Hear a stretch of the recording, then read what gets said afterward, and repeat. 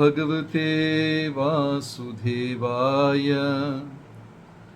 नारायणं नमस्कृत्य नरं चैव नरोत्तमं देवीं सरस्वतीं व्यासं ततो जयमुदीरये।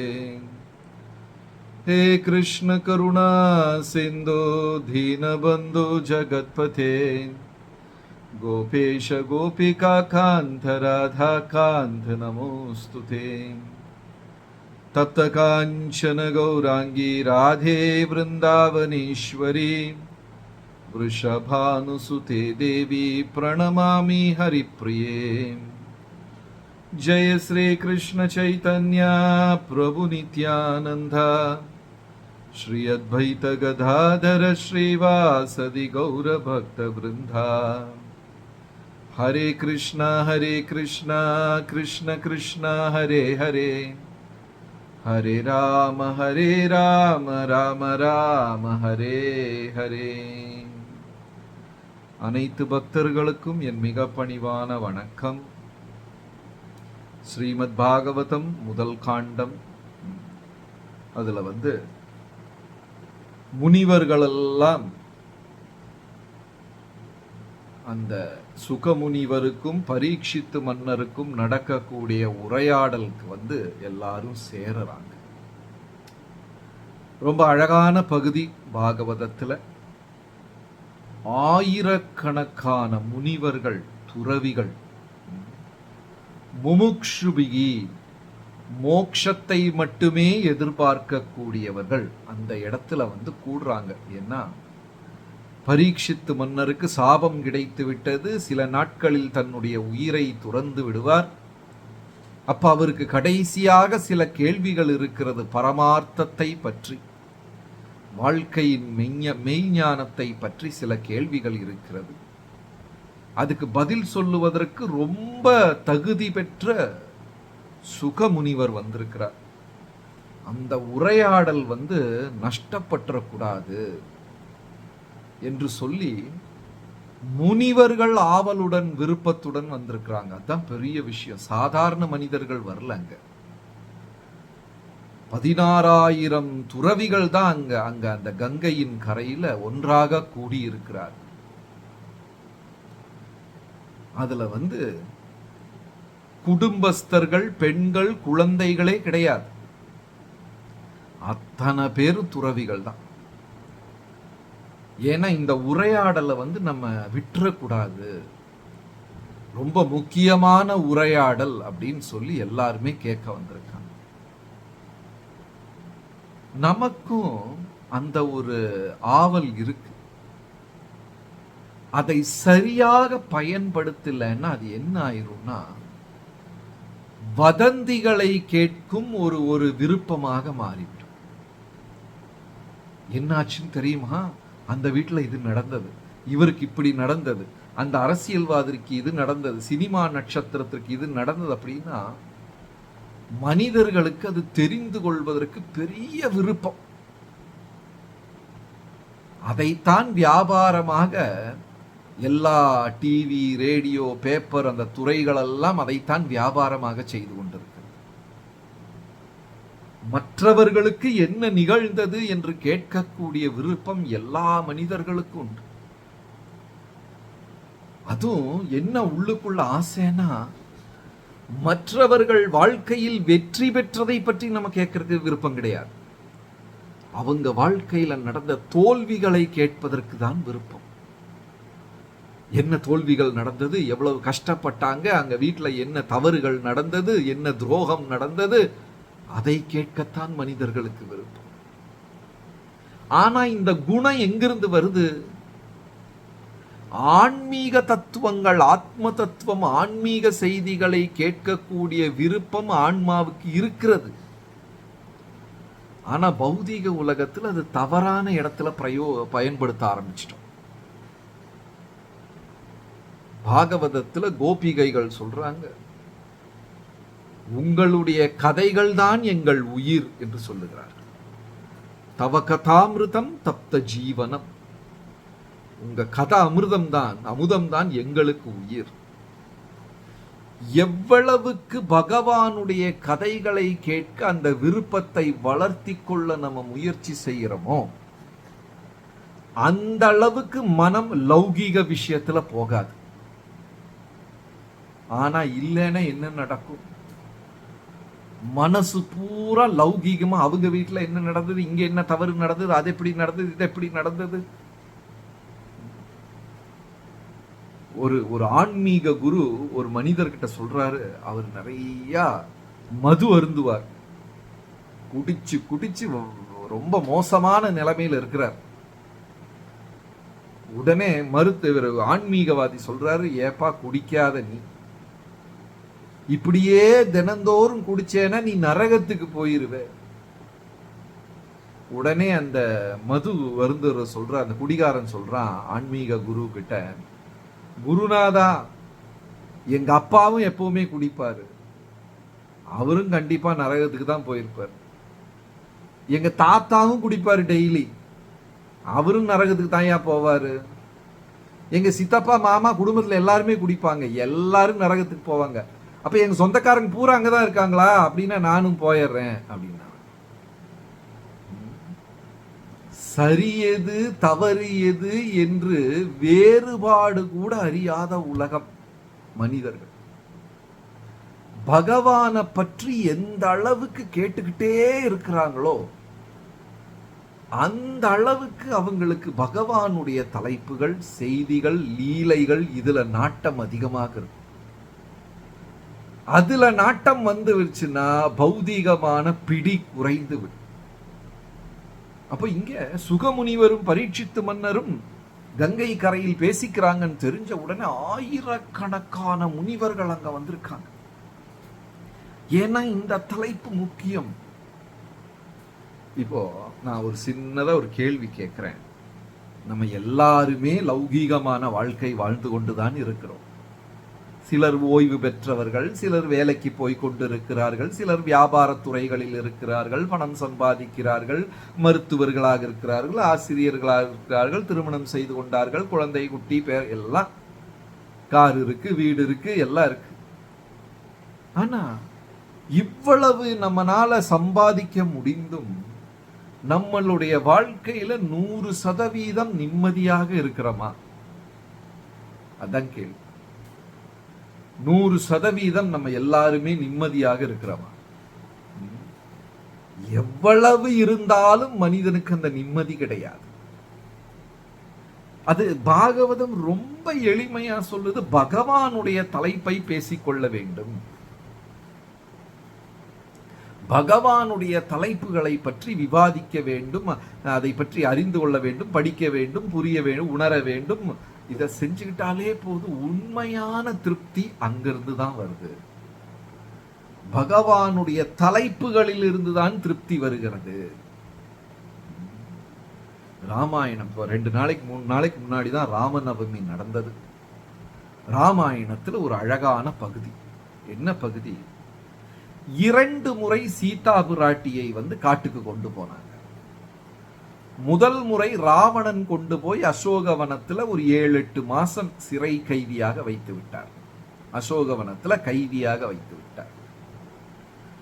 அதுக்கப்புறம் கர்ப்பிணியான சீதா பிராட்டியை லக்ஷ்மணனே கொண்டு போய் காட்டுல 12 வருடம் விட்டுட்டு வந்துட்டாங்க.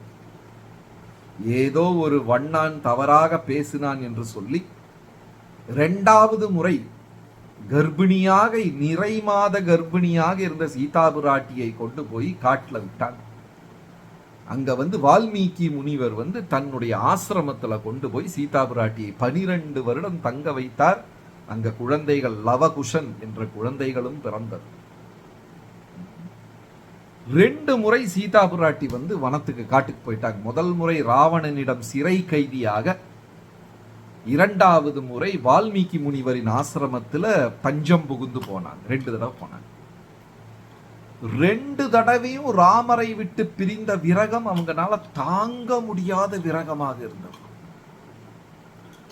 அசோகவனத்துல ராவணனின் கைதியாக புலம்பி புலம்பி அழுது அழுது, பிரபு என்னை காப்பாற்றி விடுங்கள், உங்கள் திருவடியில் என்னை கொண்டு போய் சேர்த்திருங்க, என்னால முடியல என்று அழுது புலம்பி உறக்கத்தை துறந்து உணவை விடிந்து ரொம்ப கஷ்டப்பட்டாங்க அசோகவனத்துல சீதா பிராட்டி. அப்ப அவங்க ஆசை பூராமே ராமரின் திருவடியில் போய் சேர வேண்டும் என்று. அவங்களால அங்கிருந்து ஓடவும் முடியாது. ஒரு தீவு, இலங்கை என்ற தீவுல அசோகவனத்துல கொண்டு போய் அதுவும் சுத்திய அரக்கிகளை வைத்து கைதியாக வச்சுட்டாங்க சீதா. ஓடவே முடியாது. ஆனா அவங்க ஆசை பூரா ராமரிடம் போய் சேர வேண்டும் என்றுதான். இரண்டாவது, நிறை மாத கர்ப்பிணியாக இருந்த சீதையை லக்ஷ்மணன் கொண்டு போய் காட்டுல, உங்களை பற்றி மக்கள் தவறாக பேசுகிறார்கள், ராமரின் அரியணையில அரண்மனையில இருந்தீங்கன்னா அவருக்கும் கெட்ட பேரு என்று சொல்லி விட்டுட்டு வந்துடுறாங்க. ஆனா அங்க சீதா பிராட்டியை கைதியாக வைக்கவில்லை. வால்மீகி ஆசிரமத்தில் அவர் அடைக்கலம் கொடுத்து வச்சிருந்தார். சீதா பிராட்டி அங்க இருந்தாங்க. ஆசிரமத்துல முனிவர்களுக்கும் வால்மீகி குருநாதருக்கும் என்னெல்லாம் பணிவிடை செய்ய முடியுமோ அந்த பணிவிடையெல்லாம் செய்து கொண்டிருந்தார்கள். 2 குழந்தைகளை பெற்றார்கள். லவகுஷன் வளர்த்துனாங்க. அப்பவும் ராமரை பிரிந்து விரகத்திலே இருந்தாங்க. ஆனா ராமருடைய திருவடியில போய் சேரணும்னு அவங்க ஆசைப்படல. அவருடைய நினைவு மட்டுமே போதும் என்று நினைத்திருந்து விட்டார்கள். ஆனா அசோகவனத்தில் இருக்கும் போது எப்ப அவர்கிட்ட திரும்பி எப்ப போவேன் என்று அழுது காத்து கொண்டிருந்தார்கள். ஆனா வால்மீகி முனிவர் கிட்ட ஆசிரமத்துல வந்த உடனே ராமர் திருவடியில திரும்பி போகணும் என்ற ஆசை இல்லை. அவர் நினைவுகள் மட்டும் இருந்தாலே போதும். இப்போ ஆன்மீகத்துல பகவானுடன் சேர்ந்து இருக்கும் இன்பத்தை விட பிரிந்து இருக்கும் இன்பம், அந்த இன்ப சுமை உயர்ந்தது அப்படின்னு சொல்றாங்க.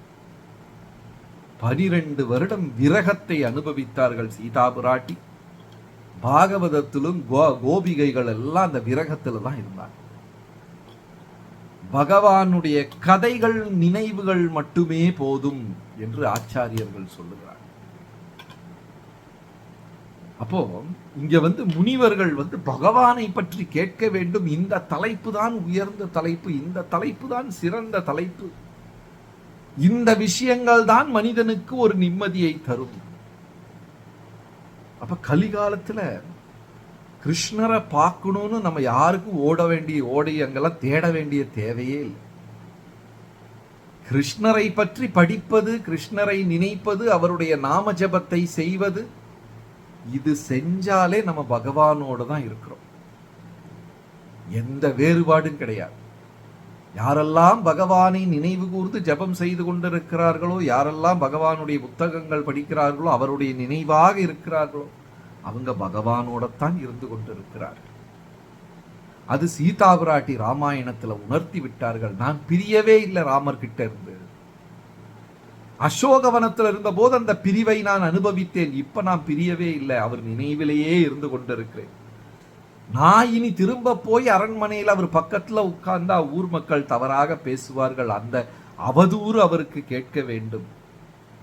நான் இப்ப அவர் நினைவிலேயே இருக்கிறேன். ஸ்மரணை, பகவானுடைய ஸ்மரணை கலிகாலத்துல ரொம்ப பெரிய விஷயம். இப்ப நம்ம ஒரு நிமிஷம் எல்லாரும் உட்கார்ந்து கிருஷ்ணா அப்படின்னு பகவானை நினைச்சிட்டோம்னா நம்ம பகவான் கிட்ட தான். அந்த ஸ்மரணைக்கு அவ்வளவு பலம். பிரகலாதர் சொன்னாரு, அவங்க இரண்யன் கேட்கிறாரு, அவங்க அப்பா இரண்ய கஷிப்பு, எங்க உன் ஹரி 24 மணி நேரம் ஹரி ஹரி ஹரின்னு ஜபம் பண்ணிக்கிட்டே இருக்கிறியே, எங்க உங்க ஹரி? உன்னை எப்ப பாதுகாப்பார்? பிரகலாதர் சொல்றாரு, அரக்கர்களின் தலைவனான அப்பா நான் அவர்கிட்ட இருந்து பிரியவே இல்லை அப்படின்னு சொல்றாரு. பிரிஞ்சாதானே, நான் அவரை ஒரு நிமிஷம் கூட பிரியவே இல்லை. பக்தர்கள்ல 2 விதமா. பகவத்கீதை சொல்ற பக்தர்கள் யாரு?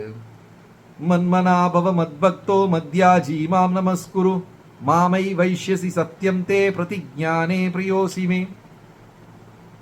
கிருஷ்ணர் என்ன சொல்றாருன்னா, மன்மனாபவ, மனதால நீ என்னை நினைத்து கொண்டே இரு.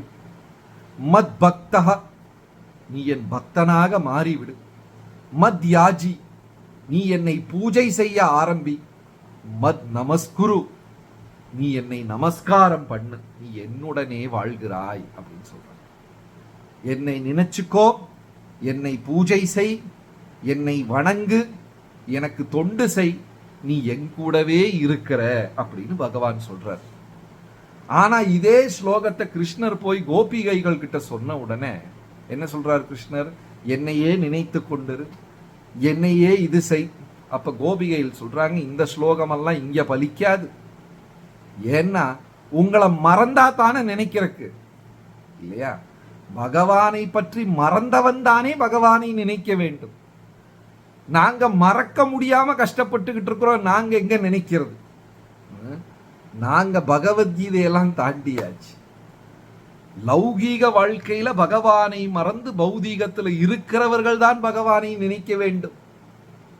நாங்க 24 மணி நேரம் உங்களையே நினைச்சு அந்த பிரிவுல வாடிக்கொண்டிருக்கிறோம். இனி அதுக்கு மேல எங்க நினைக்கிறது? மறக்கவே முடியலையே.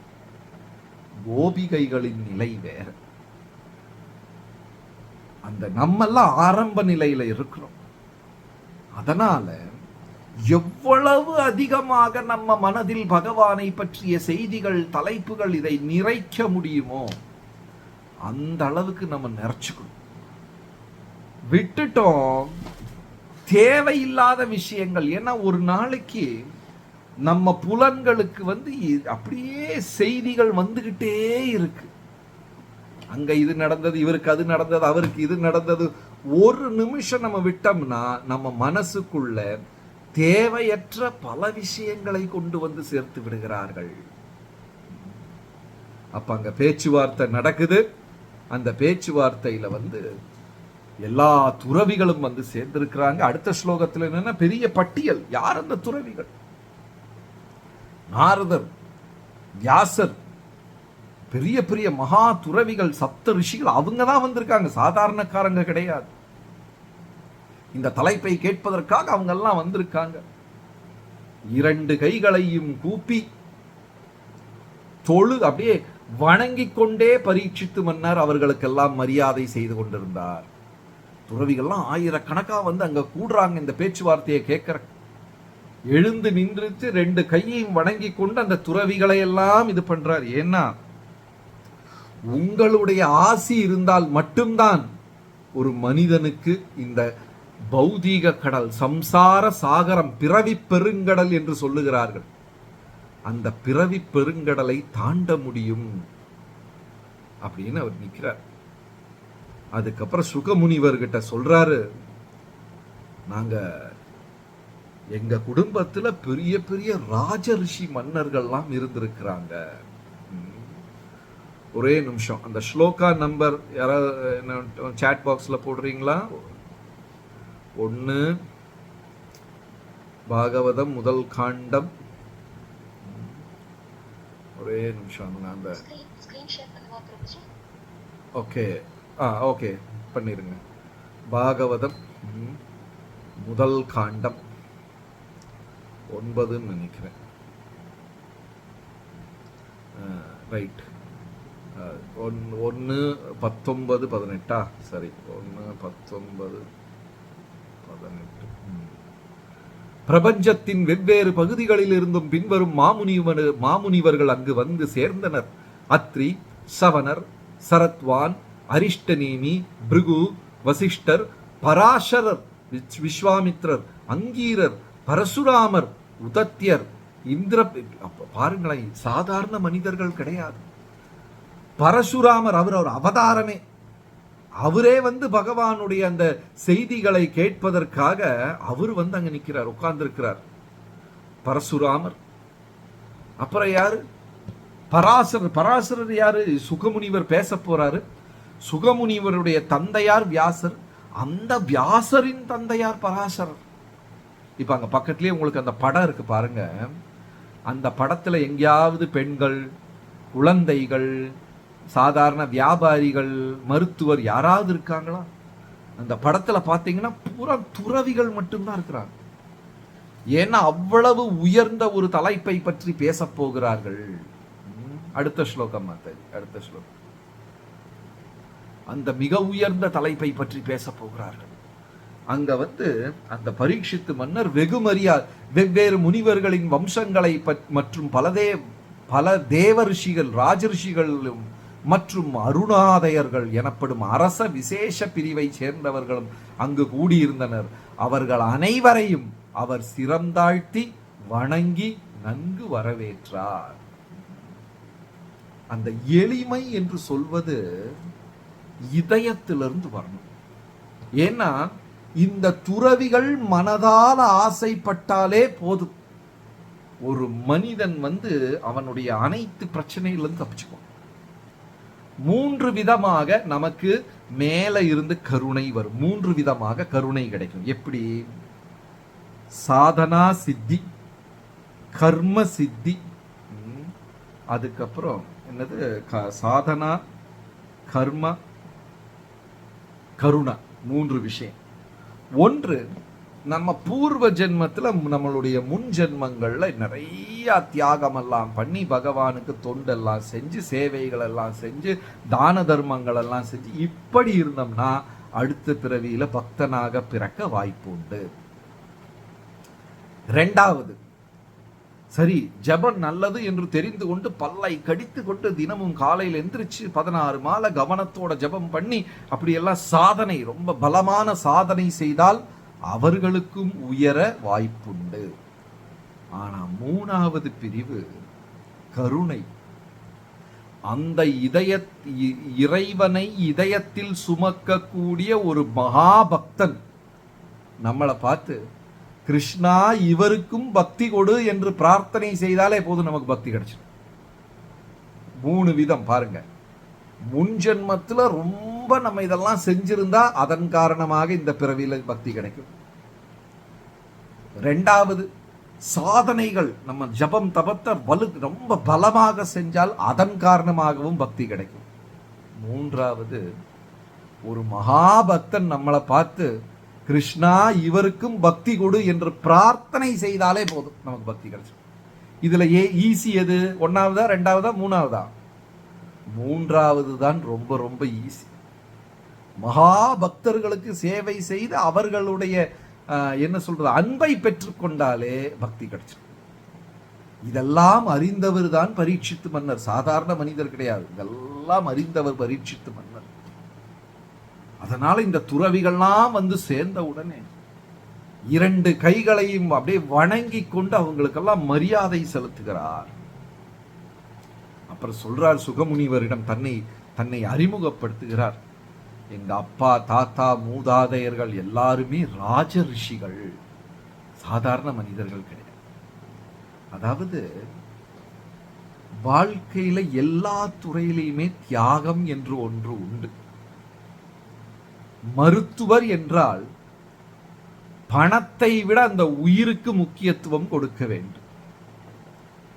ஆசிரியர் என்றால் பணத்தை விட கல்விக்கு முக்கியத்துவம் கொடுக்க வேண்டும். அரசியல்வாதி என்றால் மக்களுக்கும் நாட்டுக்கும் முக்கியத்துவம் கொடுக்க வேண்டும். அதனாலதான் பாருங்க, அந்த காலத்துல சில வேலைக்கு மட்டும் வெள்ளை துணி கொடுத்துருக்குறாங்க. அரசியல்வாதிக்கு வெள்ளை, மருத்துவர்களுக்கு வெள்ளை கோட்டு, நர்ஸுக்கு வெள்ளை, ஆசிரியர்கள், அந்த காலத்துல ஆசிரியர்களும் வெள்ளையும் சொல்லையுமா தான் இருந்தாங்க, இப்பெல்லாம் மாறி போச்சு.